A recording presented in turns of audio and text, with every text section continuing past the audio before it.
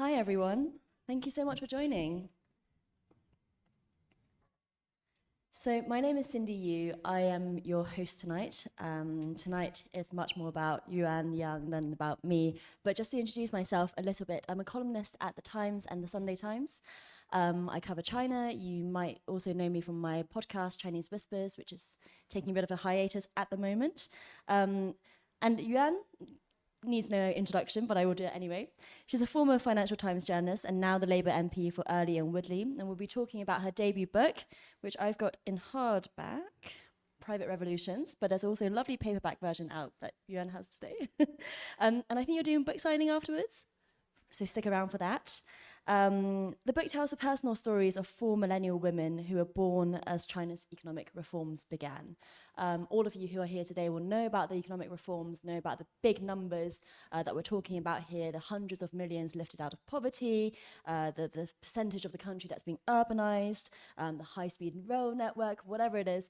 But Yuan's book tells the story of the personal, the intimate, the people who live through that and what that means for their generational gap, for their notion of class, for their notion of education, for their understanding of the world as well, through the lives of these kind of 4 women who are, I think, similar ages to you. So there was a very kind of, I thought it was quite autobiographical at times. But yeah, anyway, we'll have Yuan do a little bit of her book reading. And actually, we want to make this very interactive. I mean, the space is so lovely as well. So we've got microphones around. So I'll kick off with a few questions, but really very quickly kind of go into you guys. And do try to keep them as questions, and then we'll come back and we'll, see how it goes. We've got until about just over an hour, so we've got lots of time. So Yuan, I'll just kick off before you do your reading, just kind of introducing the book a little bit. What made you want to write this book, and how would you kind of characterize what are the major themes in it that you think, for anyone who's not read it, if you're interested in this theme, you should read this book? So thank you for that introduction, Cindy. And I was born in China and lived there until I was 4 years old. And then I came to the UK with my parents when they moved here in the early 90s.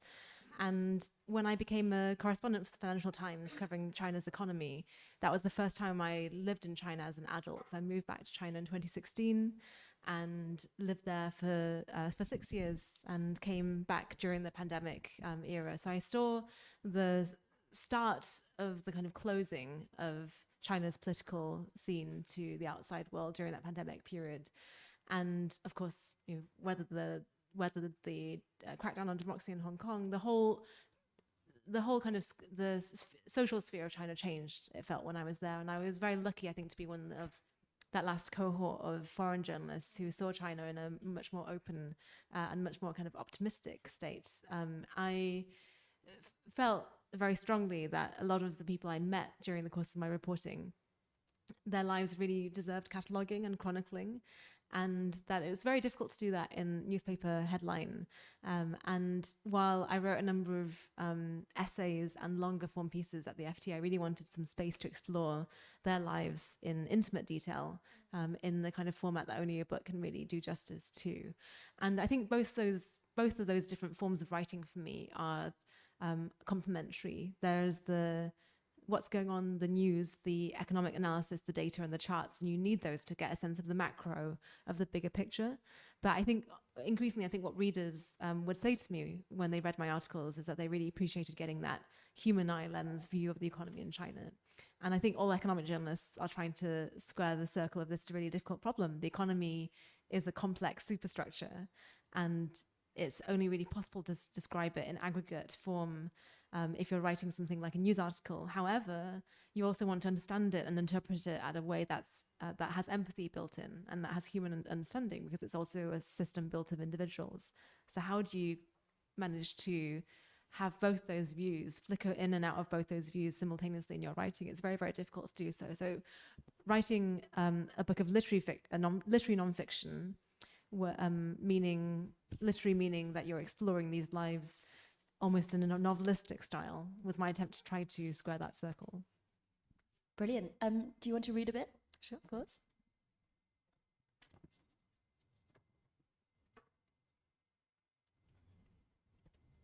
This is the preface of the book. My maternal grandparents married in 1961 amid a man-made famine. On her wedding night, the bride walked home along streets shared by the bodies of the dead. Her colleagues had surprised her with an extravagant wedding gift, a handful of boiled sweets, which she held like gemstones in her pocket.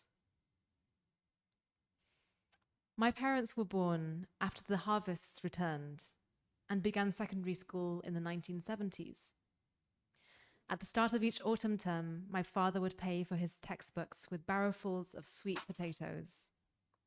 My paternal grandparents grew fields of the purple-skinned roots, which came into season in the early autumn and lasted throughout the winter. My father had enough to eat, so long as what he wanted to eat was sweet potato. Every year, in the waning days of winter, he would get sick of their creamy caramel orange hearts, the cloying mouthfeel that stuck no matter how they were cooked. He would start dreaming of the watermelon crop, 2 seasons away. But by the dog days of summer, sleeping with a hoard of watermelons under his bed, he would tire of their watery emptiness and long for sweet potatoes again. I was born in 1990. One of my first words was gaga, which is the Sichuanese baby talk for meat. Every morning, my maternal great-grandmother would strap me to her back and walk down the hillside from my grandparents' apartment in the village, down to the market. She would run her fingers over the thick stems of asparagus lettuce, the fluffy pea shoots, the bumpy-skinned bitter gourds, naming each of them for me. I would wave my fat fist towards the red meat hanging from the butcher's hooks and say, "Ga-ga." My great-grandma would smile and buy the meat, and back home she would proudly recount, "The little one said she wanted meat." I can see that you've got good height from the meat. I was a very fat baby, my mum tells me. That's not what I'm trying to say. But meat is so important. Actually, we can start with that because children who like to eat meat in China, often they didn't have enough meat to eat, and actually, that idea of meat or not, it was not really taken for granted. I mean, there's so much social and economic history you can write through the lens of Meat. food and meat. And there are some wonderful, there are wonderful food writers out there like Fuchsia Dunlop, whose writing I adore, and who also spends a lot of time in Sichuan, which is my family's province. And I did feel like the parts in the book where I'm writing about eating and meals and food is such a kind of vivid and important window onto life. I think a lot of modern Chinese dining habits, including kind of banqueting culture in restaurants and the way that parents feed their children, is very much influenced, I would say, by that trauma of my grandparents in the famine, in the Great Famine. And they're overcorrecting. Yes, and in some ways overcorrecting for that, and constantly feeling like you don't quite have enough, and you're worried that your children will not get enough. Even though, of course, right now in Chinese cities, the rate of malnutrition and so on is really negligible. So a lot of that is the inheritance of families who moved through generations from abject poverty and famine to surplus and to plenty.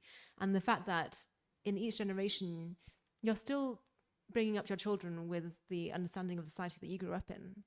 So to correct from what my grandparents experienced in the 1960s to today is almost like asking a family that lived in the Industrial Revolution in Britain in the 18th and 19th century to move from that to modern day Britain in the space of 2 generations. How do your familial relationships reconfigure so quickly? That? I mean, one way in which that manifests is life expectations and what your ambitions for life, right? So the characters, your women, the lives that their parents want for them, and the lives that their parents had, whether it's manual labor, farm work, whatever it is, or dagong in the factories, it's so different to what these women then experience. And then when they have their own children, as they do in the later parts of the book, hope that's not a spoiler, they then experience that as well. Can you just talk about one way in which you think that generational gap really makes itself felt? I think one one of the interesting things to think about China and understanding the economics of China is that China has such a spread from urban to rural in terms of income and also in terms of people's expectations of the future. And it has a range of problems that manifest in rich developed countries. So, for example, the competition for rent and housing in the megacities in China is not dissimilar to what many graduates face coming to rent in London. But then also in China's rural countryside, the instance of things like malnutrition and stunting in childhood is not dissimilar to Bangladesh or other developing countries. And so there's a spread of social and economic problems within even just one country based on the spread of people's situations. And an example of the generation gap and how it manifests in people's childhoods is the phenomenon of what are called in Chinese left behind children, children who are brought up by their grandparents. Now, technically, I was a left behind child in the sense that I lived with my grandparents before I was 4 years old, and because my parents were, well, my dad was in the UK, my mum was studying for her PhD on the other side of China. But that's quite an unusual social setup for most left behind children. Their experiences because their parents have gone to work as migrant workers in factories, earning a low but still significantly higher wage than they would in their villages, and so there isn't the kind of social capital that my family had of education to cushion that experience. And if you're brought up by your grandparents, who may themselves have had no contact with education, may be illiterate themselves, it's very difficult for them to prepare you for a world in which you're going to school, you're competing in the gaokao, in the university entrance exams, which are really, really cutthroat, with children from across China, from rich families in Beijing who would have had, preschools and child literacy and courses and been reading to their kids from an early age. So that is a really big difference in how grandparents prepare their children for the modern world, which is kind of in some ways equalizing, but also not equal. Yes. And the parents who go to the cities to work, what they experience is also something that their parents can't relate to either, presumably. Yeah. And I think what's really interesting is when you have a quite kind of geographically settled agrarian society, which China was for many, many generations, and which, I mean, some of the famous anthropologists of China, like Fei Xiaotong, write about how the agrarian nature of China and the settledness, the rootedness in place, because you're living on the farm, he argues it's a really big facet of Chinese culture itself. Now, bearing those theories and arguments aside, moving from that to a really migrating population of people going in and out of cities, in and out of factory work, and moving around different factories is a complete breakage of what families expect. And that's why the annual return at Spring Festival time, at Lunar New Year time, is so important for those migrant workers to go back to their families. I suppose the one thing that does make it easier as a social progression is that for all of those rural workers who moved to the cities kind of transitionally, they're doing it together. So it's not so much that you're one family who feels you're a parent who feels quite bereaved of your children who've gone to the cities, but it's that everyone has emptied out, and it becomes a social movement in that sense. And I suppose that may make it slightly easier for the grandparent generation to grapple with. Yes, it was a real culture. I mean, I don't know what the stats are, but I think tens of millions of children who kind of go through this at any one time. And those parents who are in the cities, they're not necessarily welcomed by the cities other than for their labor. No. So tell us about the hukou system. Yes, I think what's interesting about urban-rural migration in China compared to other developing countries is the temporary nature of it, the seasonal nature of it. Because of course, in all developing countries over time, there is rural to urban migration, and the cities grown larger, and there is more and more employment in cities. That's kind of something that all countries do go through in that path. And what has happened in China is the hukou system has prevented that from becoming permanent migration. So the hukou means it's essentially a household passport. So as well as belonging to a nation, you also belong and have identity documents belonging to a certain part of China. And that means that if you're born in Beijing to a family from Beijing, you have the ability, through having a Beijing hukou, to go to school in Beijing, to enter the university entrance exams in Beijing, to buy housing in Beijing under certain conditions that others from outside of Beijing wouldn't enjoy, and so on.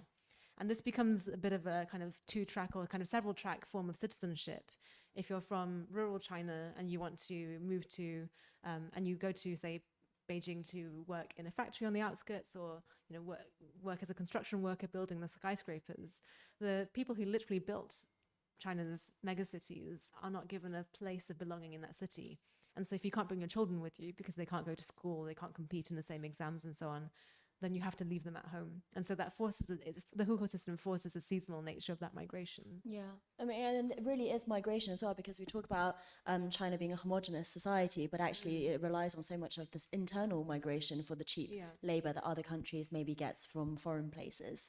I loved one of your characters who, left her roots so much that when she became a factory worker, after a while, she then started campaigning for the rights of workers, and getting really into the campaigning, the power, the literature about it all. Even though she didn't have much education of her own. She took it into her own hands to become a bit of an activist, and also to educate other women around her about anything from, you tell us about this character. Yeah, so Leia, who was the character you described, left, she was born in a rural village. She felt like there was not very much for her in the village. And I think what's really interesting is for women in particular in this book, there is that feeling of lack of place in the village, because they're not the sons of the family. They don't stand to inherit the family name, the family land, and so on, and they feel like the patriarchal society around them has given them nothing to hold on to. And in a way that's very freeing, because Leia says quite early on, there's nothing left for me in the village, so why don't I just move? And she leaves school at the age of 15. She goes to the city to work as a factory worker, where she kind of struggles along for quite a while, going from factory to factory, and conditions improve sometimes, they deteriorate sometimes. And she starts to find a real community. On one Lunar New Year festival, the whole city empties out, as it does every year, because all the migrant workers have gone back to their families. And Leia, for reasons you'll find out in the book, decides not to go back to her family that year. And so she's kind of stuck in the city, and she's quite bored, because it's a bit like, it's like Christmas, but even more intense. Like the streets are completely silent and there's nothing going on. Everyone's gone home, and she's got this 2-week holiday with nothing to do in. And she's, I think at this point, I think she's in her early 20s. It's quite amazing how young actually she is at all points in this book, because she started working so early. And she gets an invite to a community center that's been set up by a group of workers. And the first time she gets the invite, she kind of ignores it, because she's like, well, that just sounds like a scam. You can't get something for nothing. It's like very much her like kind of tough urban exterior that she's learned to put on through struggling in the city. She's like, well, these people, they can't just be friendly for no reason. And then by the end of her holiday, of the Lunar New Year holiday, she's so bored that she's like, well, I might as well go along and see what it's like. And she goes along, and it's the first time she's found community and the space for leisure and playfulness and meeting people, because life in a factory is really rigidly regimented from waking up at 6, showering, washing, getting into the factory at 7. You have really tightly timed and controlled breaks, and you often leave every day exhausted.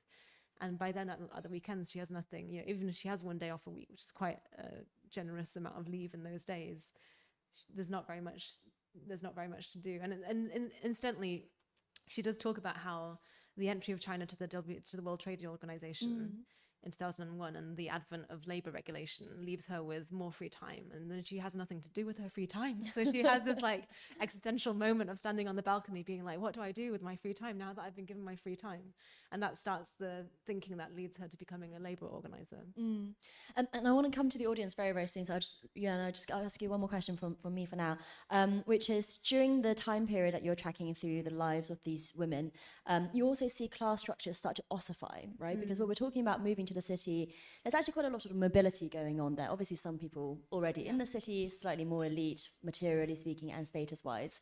But of the people who move to the city, some of them then start to do better, and their children start to have a better starting point than those who didn't. And so what I thought was interesting was in your book, the ossification of class, even in this kind of few decades. Can you talk a little bit about that? Yeah, and I use the term ossification. I mean, there are a few terms in the book that I use because they're translations. They sound very academic, but they're actually just translations to the slang that Chinese people use to talk about these issues. And so ossification is one of them, and involution is another one. Involution is the term for when you put in ever increasing amounts of effort, but you get the same or even lower amounts of return out. So it's a bit like that feeling of spinning your wheels. And both of these terms became quite hot when I was in China in the late 2010s and accelerated their kind of popularity during that pandemic period as well. I think the question of class ossification raises this kind of perennial, kind of centuries-old question about class, which economic historians have written about, which is how much did the communist revolution of 1949 really disrupt the inheritance of privilege? Does it ever go away in societies over time? Is it the same as wealth? Is it social capital? Is it other things? How sticky are these things? And what's really happened, I think, in China over the last few decades is that people's perceptions of that question have turned really pessimistic. So the idea that in the 1980s, when my parents went to university, if you were lucky to have gotten a place at in secondary school and then gone to a sixth form or high school, I suppose is the right translation of that, high school / sixth form college at the age of 15, you were basically, most families were competing among similarly impoverished families. Yeah. And I think for my dad, who I mentioned in the preface, was born to my grandparents working below the poverty line in one of the poorest parts of rural China on the East Coast. His competition would have been other families like him. I mean, maybe one person out of 30 would have been like the son of the village Communist Party cadre and been, gotten a bit more rice on his plate and a bit more meat in his lunch. But apart from that, everyone else is pretty much living the same kind of life.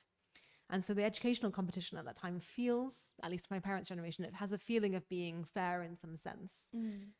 I think by the 2010s, there is the increased competition in Chinese cities that for educational spaces that also leads to the rise of private education, the rise of after-school classes. And by then, China's society has stratified to an extent where you are right now on the ladder really does have a strong predictive power for where you are going to get to in the future. And I think that has led to the whole perception of fairness in the system changing. Yeah. My aunt's just had her first grandchild. She keeps talking about how she can't let this grandchild lose on the starting line. This notion that your starting line is inherently behind other people, and she's very anxious about that. There's a lot of anxiety. I think that's the predominant emotion that's coming out from conversations that I'm having with this generation of Chinese mums in big cities. Well, let's move on to audience questions. Do we have any volunteers to start? one in the front. Anyone else as well? We'll take a few at a time. So shy. Cool. We'll take these two as well. We'll take 3 at a time. Thank you. Hi, can I start? Please. Hi, good to see you guys here. So, my name is Yuan Parkinson. I'm the founder of the British Chinese Council. My fellow has a problem. I'm wondering, can Yuan Yang help out? Because I recently figured out, because we all come from China, our fellows understand British society and politics in the perspective of middle class, which you are talking about just now. However, I carry on to tell them, no, you need to understand British society by right-wing, middle ground, and left-wing. They couldn't accept it. So can you please, if you were me, how could you tell them and try to convince them to believe right-wing, left-wing is the best way to understand British? Thank you. Interesting. We've got 2 more questions here. Hi, thanks for today, the opportunity to share your view with us. I'm Nicola, I'm the founder of unequal, usually helping the student and recent graduate in the UK. So migrants in the UK are usually, quite negative painted, or just misrepresented their contribution, the true contribution, both culturally and economically. And people just form their own opinion or assumption, who we are and our identity. So I know both of you, although born in China, but now you permanently settle in the UK. So my question is like, nowadays, do you still ever feel any fear when you speak up about your view? Would you still feel stuck in the middle, just between different systems? Do you see the only way to really embrace all this is to, go into political system so that you can actually make your voice got heard and make the change? Yeah. Thank you. Yeah. I think the gentleman in the second row. Thank you. It's a fantastic book, so congratulations. I really loved it. There were bits of it that surprised me. You described quite a lot in sections about how much political activity there is at a local level. As you say, it's about the unions and it's about workers' rights and all of that. Now, that surprised me because the picture we often have of China is of a much more totalitarian, controlled society. How much of that sort of activity is going on at a local level, and does it manifest itself at all at the national level? That's a great question. Do you want to take the book-related one first and then go into more British politics, as it were? It's interesting because all those three questions were about politics, but in different forms, right? So how much organizing, how much political organizing is there in China? If anyone knew the answer to that question, they would make a very good minister for state security in China. And thankfully, nobody knows the complete answer to that question, and that gives some space to those who are organizing. So I say that I frame my answer in those terms, in terms of knowledge and surveillance, because in any complicated and very large state as China is, it's almost impossible to keep complete tabs on 1.4 billion people.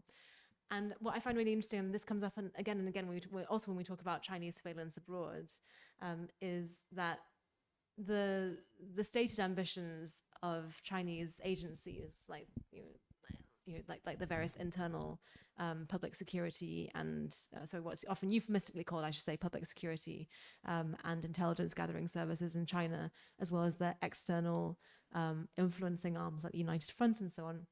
It's really ambitious. It's like if you were to write a mission statement for an agency and say, our ambition is to be able to be the eyes and ears of the parties in every corner of China and every corner of the world. And you read that and you think, wow, that sounds pretty incredible task to do.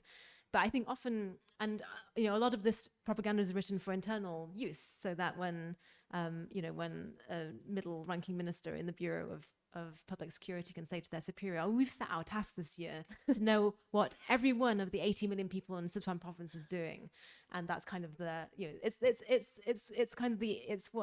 happy speak, as one person put it to me, the happy speak of any government, any agency, any large bureaucracy, organization, company. There's always the internal happy speak of what people are trying to do and what they're trying to show their superiors. I think what's really interesting is that often in the West, we translate that directly into English and take that at face value.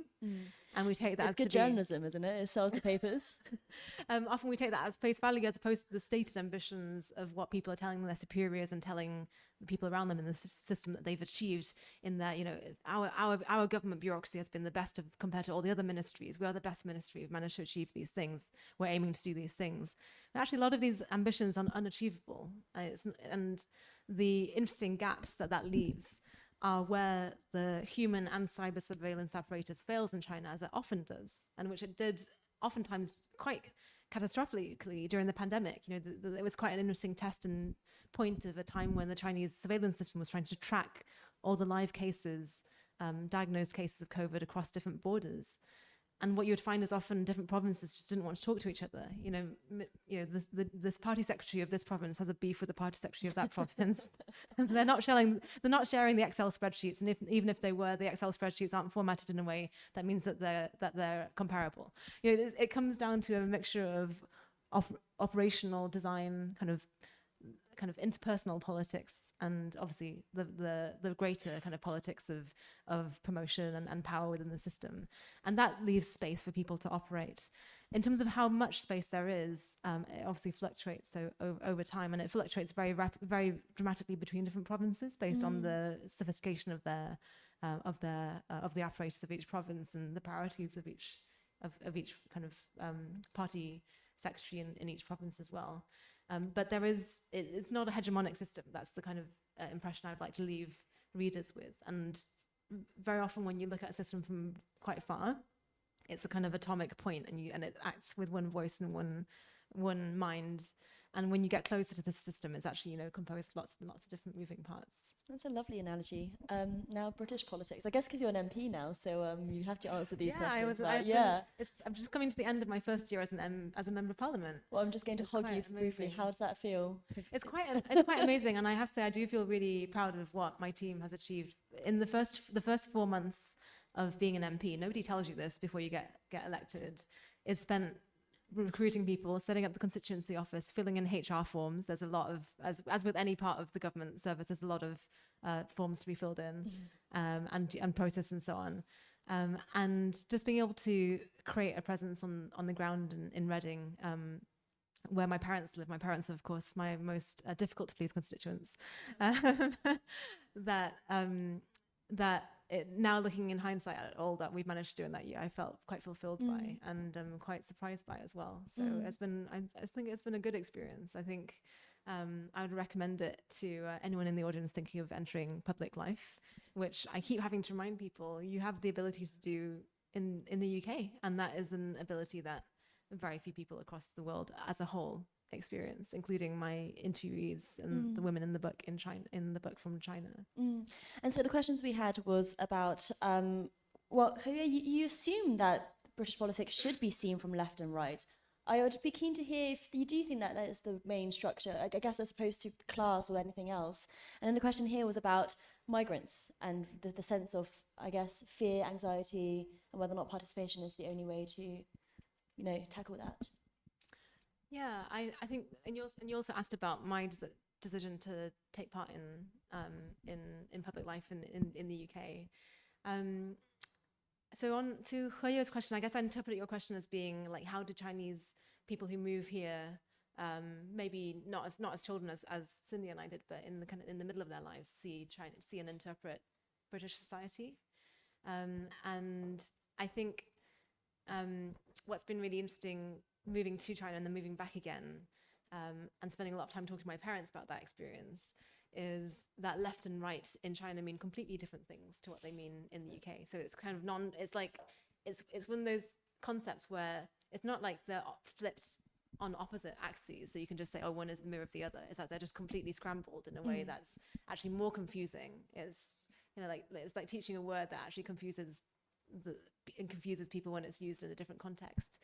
In China, to be on the right means to be somebody who's in favor of more individual liberty and less state control, in general over life, but also in general over markets, and more pro-Western, I suppose, in your outlook in the world, and kind of more kind of progressive, more facing forward. Whereas to be on the left in China is to be more authoritarian and more traditional and more pro-communist party rule, more structured. So, the typical example would be somebody probably like my grandparents' age who has been through the revolutionary period and is still very much a true believer, but also believes more than anything in conservatism, things staying the same, not rocking the boat too much about the existing system. So you can see how those things are really just kind of scrambled in those two contexts. And it does mean that it leaves those who are moving between the two contexts a difficult kind of compass. And I suppose I would just try to explain British politics from a completely different starting point.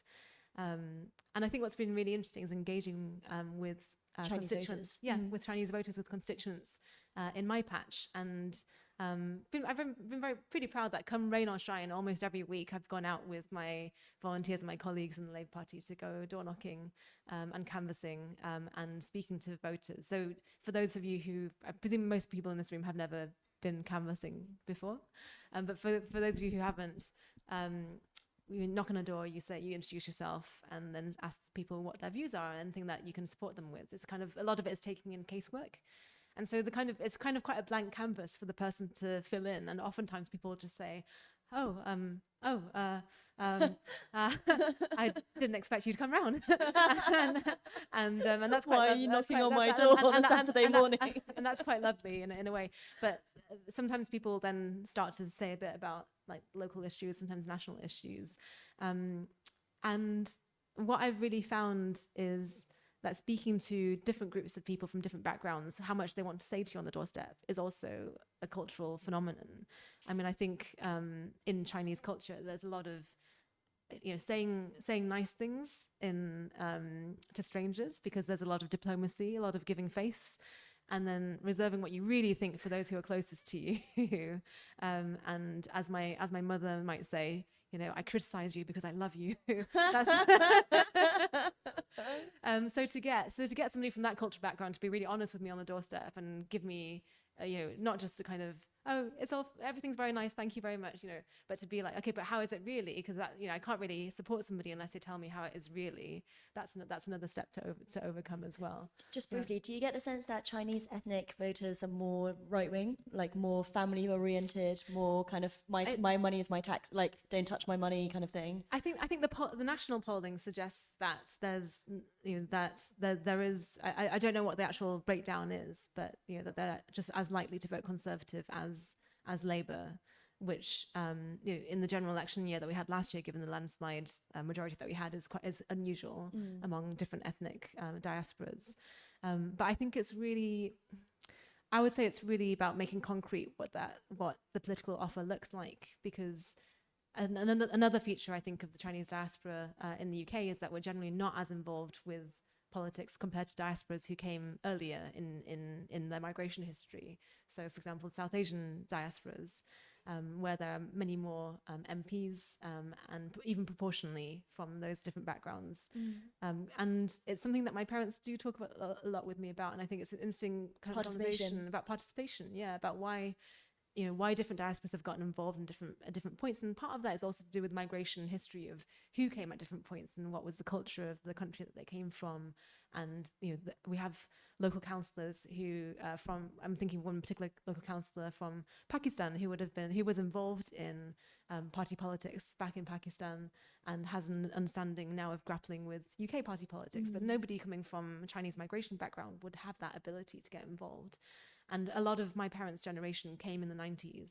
I'm thinking of that particular cohort of the kind of early wave of students and academics and generally quite kind of nerdy and bookish people who left to get away from party politics and not have to deal with all of that, and wanted to pursue academic careers or business careers and kind of do their thing, but not be kind of distracted and tainted in their view by party politics. And so it's a huge surprise for my parents I decided to pursue this life.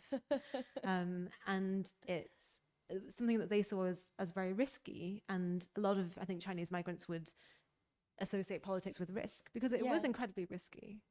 And that's obviously not the landscape that we live in a democratic and much more open society. So I have to really remind that. And whenever I go to schools, I say to the children, we have, Reading is a very, very multi-ethnic, multicultural place. And I say to all the kids that I do meet there that they could be the MP one day.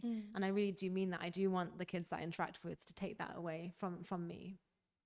And do you want to just talk about what migrants in the UK and, I guess you kind of touched on it with kind of coming into this country and from the Chinese background, how to, but have you felt suspicion being targeted at you for your background and the things that you talk about? Do you worry about what people might say, especially because you weren't born in this country? Asking for me as well. Yeah. Well, I'm curious because I know that you made that video recently. Oh yes. About being accused of spying, and I don't. Yes, there's a running joke. People that are around me, not obviously friends, but like to make that I'm a Chinese spy, because the things that I write are not always negative about China, and the only thing that can be written about China is negative. But anyway, so yeah, I made a video. if you know how much Cindy likes to gossip, you would know that she's not cut out to be a spy. Yeah, that's so true. But maybe that's a triple bluff. But yeah, do you feel that in politics you've got even more scrutiny on you? It's interesting. I haven't felt that, certainly not in Parliament, not among my constituents. And I think part of that is also, as I mentioned, the constituency I represent is very multicultural. And oftentimes when I knock on a door, the person behind it will be somebody who has moved to the UK recently to pursue a career in. We have lots of tech companies headquartered in Reading, so to pursue a career in tech or at the University of Reading. Reading is a kind of a melting pot in many ways, and lots of people also moved to Reading from around the UK. My family used to live in the north when I was growing up, and they moved down south, a form of kind of internal economic migration, as it were.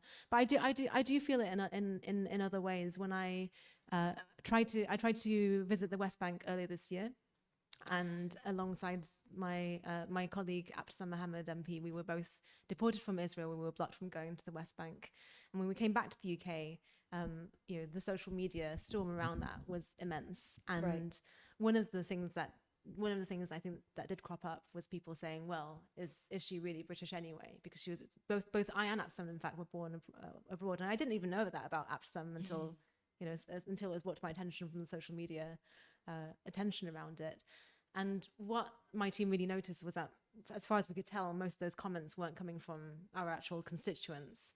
Many of them weren't coming even from the UK. And so it's interesting that in this world of kind of quite uncontrolled, open border social media platforms, where different amounts of different kind of either malicious posts or outrightly misinformative posts can spread from many different areas. It's very difficult actually to pin down, the significance and origins of where these voices come from.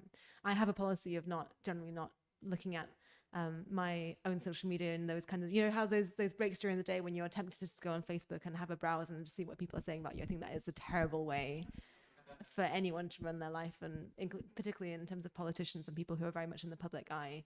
I think that's... What do you do instead? What do you do instead in those 5-minute breaks? What do I do instead? WhatsApp Cindy. No, I guess I'm speaking to this broader pull that social media has on many politicians' lives and how it can be really destructive. I bet you never get distracted. Sorry? I bet you're just really easy to I think you concentrate. I don't think you waste time. She's not denying it. No, I do obviously get distracted, and I do waste time. I try not to waste time in ways that are really kind of emotionally emotionally kind of what's the right word, kind of abrasive to me, including going on social media randomly at different points of the day. Obviously, I do monitor my social media and I do read what people say, but in a way that's, I think, slightly more controlled than that. So all of that is to say that some of this, I think the worst of it does come out on social media. Yeah. And recently I spoke in the news a few months ago about a particularly racist social media post that somebody wrote online, and that does come up now and then. But it is, in terms of actual constituents, real live humans, verifiable humans who I've met and who live in my constituency and who I'm responsible for supporting. I don't experience very much of that locally. Well, that's very encouraging. Yeah. Let's get more questions. We've got lots more now. I kind of don't want to have the power. Yeah, would you mind choosing? Hello, hi. I really enjoyed your book. Something that really jumped out to me was at the end of the preface. You said you want to use their story, hold them as a mirror to the society that we live in. And you're an MP now. I think for an MP, you come from a very interesting background, having lived in a society where people are not fortunate enough to have the same kind of rights that we do here. How do you think that has influenced either your political position or your approach to politics? Great, let's take a couple more.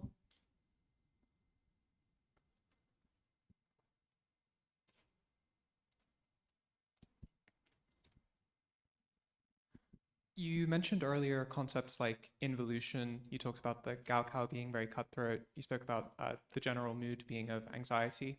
I was wondering if you could speak to some of those concepts in relation to China's declining birth rate and the party's attempts, or the government's attempts, to fix it.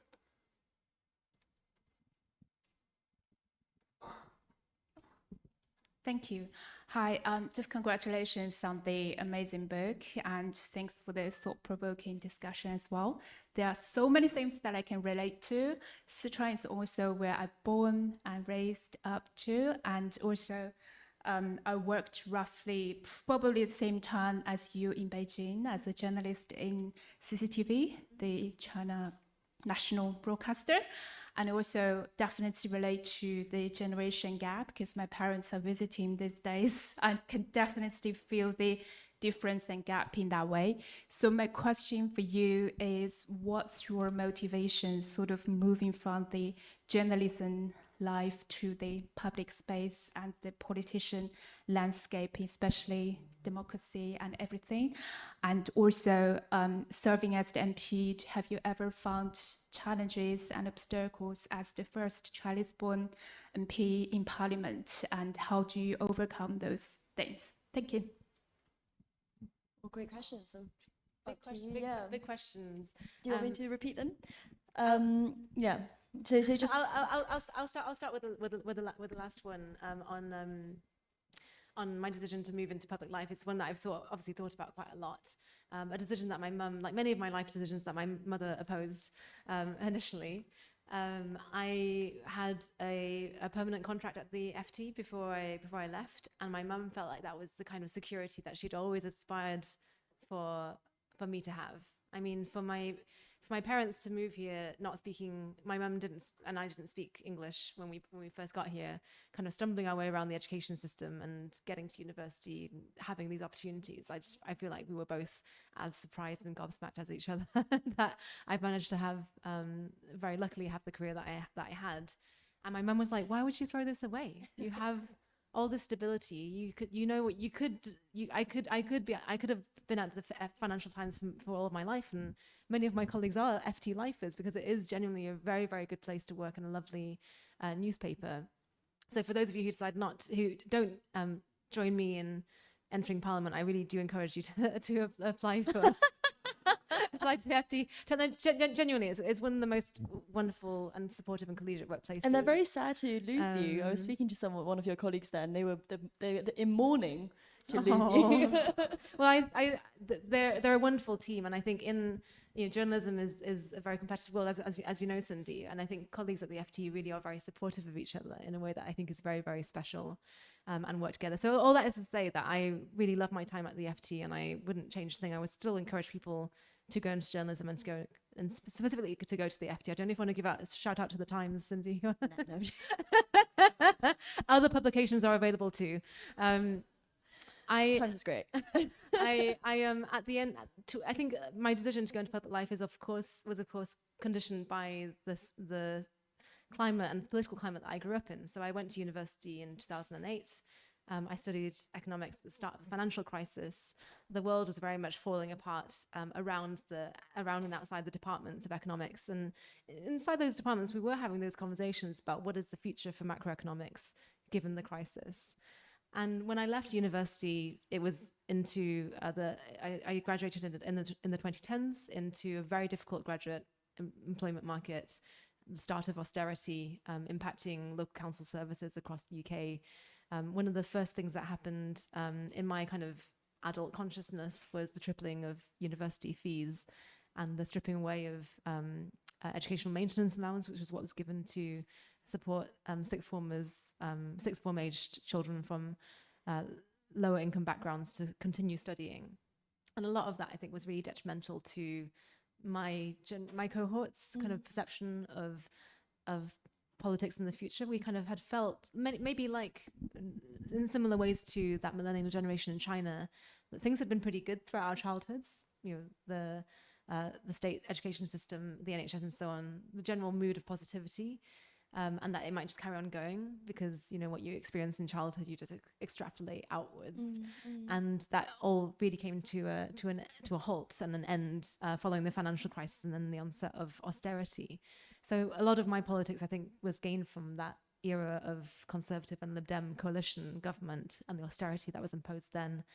And that was when I started to get active and start organizing with other economics students around a charity that still is around today called Rethinking Economics, which is there to change and expand the education of economics, not just in universities, but outside of universities as well. So that was kind of I suppose, I think all politicians are made, like as all people are, of their social and of their circumstances and their generation. And I do know a lot of MPs around my age who were born in the 80s or 90s who for whom that era, the 2010 austerity era, was really formative for them and kind of just solidified their desire to get into politics to change things. I think change comes from many different directions, from writers, from journalists, from thinkers, from activists on the ground, from organizers like Leia and so on. And what I really strongly felt moving back from China, and this kind of answers a bit the first question about how my time in China shaped my view of politics in the UK. What I strongly felt moving from a very authoritarian, undemocratic society, coming back to the UK and kind of rerouting myself in Britain, was that we have such a precious opportunity, a very rare opportunity to actually not just complain about national politics, but to change national politics. And, you know, in China, I'd be in so many conversations with fellow journalists, business people, activists, people from all walks of life, where there'd be this sense of, there's the sense that the future around them had been determined to some extent. Because of course people in China, as you were asking earlier, of course people in China do have complaints, and they manage to find ways around the censorship systems to air those complaints. But acting on those complaints is very, very difficult. I mean, and some people do, and the women in my book, and particularly Leia, do find ways around it. But the odds are stacked against you, and the risks of being found out, being targeted, being jailed, being silenced, having all sorts of malicious rumors spread about you to your family, to your place of employment, because the security apparatus, the political apparatus turned against you. That's a really high risk, and none of us in this country have to bear that kind of risk for getting involved in political life. So coming back to the UK, I think that experience of being in China, operating under much harsher constraints, really influenced my decision to make the use of the democratic privilege that we have here. And for all the problems that the UK faces, and I'm sure we could each list half a dozen off the top of our heads, we at least have the ability to actually tackle them as a country together. I felt also really inspired, I think there's another woman in this book who is involved in activism too, called Sam, who makes pretty much a lot of these women are making some real life or death type decisions about their activism, that they've made sacrifices to enact the kind of vision that they have for their communities, for their country. And they've also had to be incredibly ingenious to find ways around the structural surveillance and authoritarianism of the system. And compared to them, I've done creative things as a member of parliament. I'm sure I've and things that I'm very proud of, but they really, I do think of my interviewees almost every day and think about how much more sacrifice and how much more creativity they had to have, how much more resource they had to have because of their circumstances. And then the final question was about the birth rate and how that relates to involution. Yeah, there's a part in the book where Leia and her fellow female workers are joking about the fact that the local, the local neighborhood government unit has handed out these goodie bags to the neighborhood, and in them are condoms. And one of them is like, are they still allowed to give out condoms? I thought we were trying to be like pro having multiple births again. Like, are these goodie bags from like a few years ago, or like what are they? So there's a part of the book where there's a whole conversation around the condom situation. But I think what your question just does speak to a really interesting issue, which is how any government can have pronatalist policies that work, given the burden that women disproportionately still feel for taking responsibility of the having of the children and the bringing up of the children. So there's a huge social media backlash. In fact, one of the rare instances where a state media put out an announcement and the comment section is just like a trash fire. It's like everyone is in there mocking the announcement. That happens very rarely, obviously, because of the huge cost of exercising a critical voice in China, in the Chinese political system.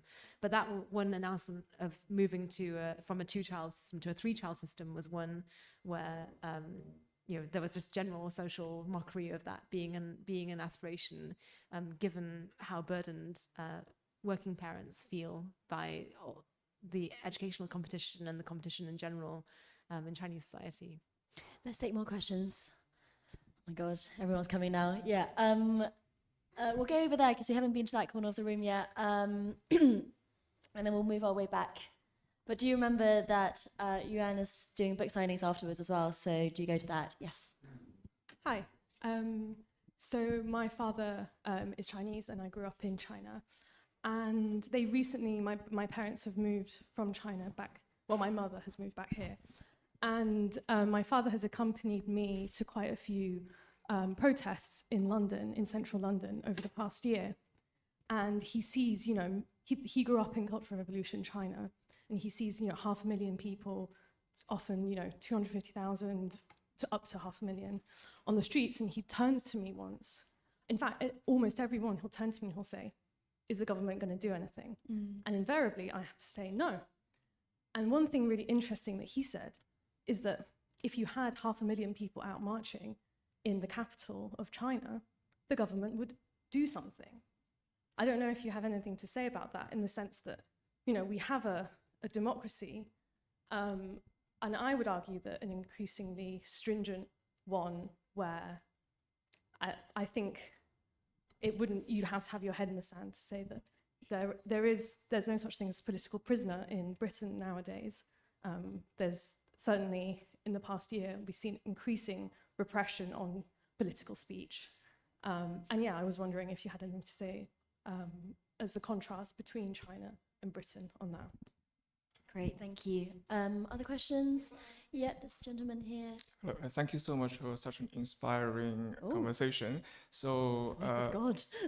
hello, There I'm you are. here. Hello. Yeah, so I can relate to many of the observations you have made. We were just discussing better political rights here in the UK. But on the flip side, do you feel that in China there may be rights which are enjoyed more than what we enjoy here in Western society? Things like women's labor market participation, public safety, access to infrastructure, things that potentially we living in Western society can learn from? So the question is, what would you say we can learn from China? Yeah, in terms of rights that enjoy. Great. And do we have another question as well? Yeah. Thank you very much. I'm sure I'm going to enjoy your book when I buy it, and it looks very interesting. My question's really about economics. You referenced the 2008 financial crisis and COVID as well. And one of the things that those two events were characterized by was the large transfer of wealth from the government, from the lower and middle class towards the super rich. There's been a lot of discussion in social media as well as also in the press about wealth taxes, and you get the Daily Mail effect, which is saying, people who are earning a lot of money are going to be taxed, whereas Neil Kinnock came out recently and said actually this wealth tax that we're talking about is for people who have over £10 million and 2% tax plus. Now I'm interested in your insight from perspective as an economist, from somebody who's written on the FT, as well as also being on the Treasury Committee, what Labour's government's perspective is on wealth taxes going forward, and whether that's something that actually you might want to comment on. So are you a journalist? Are you trying to get a news line out of this event? I'm not a journalist. I work for the NHS, and I can see some of the issues actually that austerity has caused us over the last few decades. And since 2008, my standard of income from my family and myself has dropped dramatically. Yuan? Those are three very different questions. Very different questions. The general. Well, it's because you've got a very interesting, varied career. So I'll just do them in order in that case. Firstly, I think it's tremendously sweet that you take your dad with you on protests. That's really. I've never taken my dad with me on a protest, and now I feel like I maybe ought to have. Maybe my mum would have experienced some of the protests that I went on in my student days. I suppose I take what your dad is saying to be about this really interesting theory about authoritarian countries that unlike democratic countries where there's a kind of general focus on the swing, the marginal voter, and most political parties gain a minority of the overall vote, particularly if you have a multi-party kind of proportional representation system. In authoritarian countries, there's also the interesting kind of political science theory that authoritarian rulers have to please a much larger segment of the population at any given time because they are much more exposed by any kind of public dissent. And that's to say that there are protests almost every weekend in different parts of London, and we take that as to be a legitimate expression of political values and of our democratic right to speech. Whereas anytime there's a little bit of protest in China, it's seen as a failing of the political system, and therefore the political system reacts against that much more harshly. I don't know if that academic theory results in much benefit for those who are protesting. And an example of that in point is what were called the A4, the white paper protests, which something you might have heard of towards the end of the COVID lockdowns in China a couple of years ago. I don't know what's the total number of people who were estimated to be out on the streets, but certainly a large number of young people in the big cities were out and protesting. And the reason they're called A4 is because people were holding these pieces of A4 white paper, basically saying there had been a lot of online censorship of complaint around the COVID lockdowns and the quarantines, the very, very harsh quarantines that were imposed on towns and cities. And people were using the A4 white paper to say, well, if we can't say anything, then we're going to say nothing. And we're going to protest saying nothing, literally nothing on these A4 pieces of paper. I kept in touch with quite a few contacts and interviewees who were involved in those protests. I think there's been different waves of crackdowns. I think there's been some targeting, particularly of feminist activists who are kind of, in a strange way, kind of blamed by the system for those protests. So I don't really know how much they have changed, unfortunately, while at the same time very much kind of, very much support the optimism of many of those activists who went out there hoping to change something. So I don't really know if we can learn from that the Chinese system is more flexible. I think the impetus to respond to a situation and crack down on it doesn't necessarily mean respond with a solution, is what I would say. In terms of the question of what we can learn from China, I mean, there are lots of things that we can learn from a country of over 1 billion people. I don't know. Sorry, I'm looking in that direction because I couldn't tell whether the question actually came from that corner. Yeah. Sorry, I'm not looking in the right direction. And in my reporting and coverage of when I was in China, I tried to highlight those things as well. I feel like there's often, what I often sense in questions about comparing different systems is that it's almost a bit like a football game situation that people want to give. They're like, well, yeah, but whose team do you like better? And these are firstly, these are countries on one hand, which are collections of many, many different individuals, but also political systems that are utterly different, produce very different outcomes. There was a lot, I think, in the infrastructure planning of China that was done at a different point in history, obviously, to our Victorian infrastructure that I'm sure we can learn from, but is appropriate for a different time. So it's like, what is the direct mapping of lessons for a very different political circumstance? It's quite difficult to tell. I'm personally really interested actually in the industrial strategy of China over the last decade and what we can learn from in terms of the successes and failures for the West in terms of China's creation of high-tech clusters, of a really kind of efficient AI ecosystem. Again, a lot of these learnings won't be applicable to a completely different country with a completely different political economy, but they're very, very interesting studies for business journalists as I was.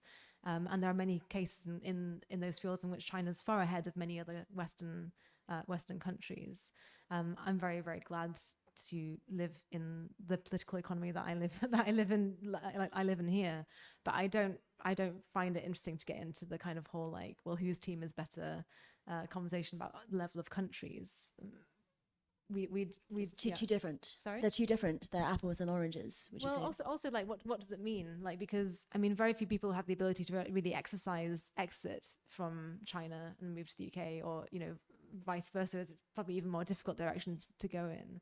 And I think if I was trying to abstract and get at the emotion behind those kinds of conversations, I often, when I was in China and spoke to the foreign ministry, for example, I represented the FT bureau for a time to the foreign ministry. There'd often be this feeling of, well, why don't you kind of champion the things that are doing well? And there's a difference, I think, as a journalist in a culture where you're in a culture where journalists are there to shed light on things that need to be exposed, as well as to inform, as well as to educate, as well as to tell people about what's going wrong and what's going wrong that shouldn't be going wrong. That in general, the culture of journalism in the tradition that I grew up in is to spotlight failures and problems, and that would be the case in the UK and any other country. So that was definitely, I felt like the emotion behind that was a feeling of, well, why don't you say some really nice things about us sometimes as well? And I think it's really important to have balance in reporting and to be able to understand the strengths and failings of different systems. But that's different to having to, at the end of every kind of article, say, oh, but these were the good things that happened today as well. Yep. So I think that's, from a journalistic perspective, that's how I would interpret that kind of question. And the last question was about the wealth tax. Oh yes, Is the Labour government going to overrule wealth tax? A completely different question from the first two. So I did write an article about wealth taxes and the academic evidence on this towards the end of my time at the FT, which I very much welcome your thoughts on. There was a lot of interesting research on this done by the Wealth Tax Commission around 2021, I believe it was, and leading economists like Arun Advani. And in fact, it's quite like actually a multi-country group of economists and a multi-country study that they ran at the time. It was all really interesting, and it's very much the cutting edge of that kind of research. So I'd very much point you towards that. I suppose I'd just unpack for everyone in the audience what wealth taxes mean in general. In all tax systems, there are taxes on income. And there are also taxes on wealth or assets. So income is the flow. You get your income every month or so. Wealth is like the stock. It's the thing that just exists. It sits there. And the Labour government last year did raise indirect taxes on many sources of wealth. So, for example, the changes to inheritance tax, inheritance being a form of wealth, the changes to capital gains tax, capital gains being the income that you derive from wealth, the income that you derive from investments. I think those were definite improvements. And they weren't labeled and wrapped up as wealth taxes as such, but they're certainly taxes on forms of wealth. And in terms of what governments, this government is doing in the budget, that's definitely above my pay grade. But I do see from a broader kind of economic principle perspective that we have one of the longest and most complex tax systems in the world. In fact, actually, I think the one at the opposite end of the spectrum is Hong Kong in terms of the longest and shortest tax codes, despite the fact that Hong Kong was at one point, of course, Hong Kong and its tax code at one point were, of course, British governed. We've ended up with one of the longest and most complex systems in the world, of which there are many loopholes, and those loopholes are exploited far too often for evasion and avoidance. So I definitely think there are lots of improvements that can be made to the system. And I think that there probably needs to be a national level conversation around the balance of taxation from different groups in society and between income and wealth as well. So I've tried to link it back to China in some way by my mention of Hong Kong there. But. Let me do a final bow on that, because we do have to wrap up this part of the evening, which is, if you were to write another book, would you write it about China? And if so, what more would you kind of follow up on that you feel like, actually, I wish I had more time doing that? Or actually, would you think that it's about time, turning your expertise towards more British politics? If you were to write another book, you might do something more to do with that. What I really enjoyed about this book was the ability to spend so much time with the interviewees and spend time in their family homes, getting, kind of being in and around their lives, interviewing their mothers and their grandmothers, and really getting to know them. And that kind of human level reportage is what I really enjoy. And interestingly, as an MP, I get a lot of that contact with people and the messiness of their lives. And often people come to an MP's office because they've exhausted all their other options, and they're really coming to us in times of need. And that's really important and vital kind of place that we provide to listen and to understand and hopefully act and hopefully to solve those issues. And I think if I were to write another book, it probably would be most situated in terms of the people that I encounter in my role as an MP from lots of different walks of life here in the UK. There are so many fascinating people that I meet every week, either on the doorstep or in my surgery or in my office or in Parliament, that I'm sure they definitely deserve some chronicling. And I don't have any imminent plans to write a book, although I've really enjoyed this experience of writing this book. My editor's actually in the audience. I won't point her out so I won't embarrass her, but my editor is in the audience, and I have had a really good experience of the whole process of this book. So for those of you who aren't deciding to become MPs or write for the FT, I definitely recommend writing a book with Bloomsbury. This is what happens when you're not scrolling on Twitter in your 5 minutes, guys. Thank you so much, everyone, for coming this evening. We do have to wrap up this bit, but Yuan will be upstairs to sign books. So get them if you haven't got it already. And obviously you then have a chance to accost us briefly then as well. And please join us in thanking Yuan.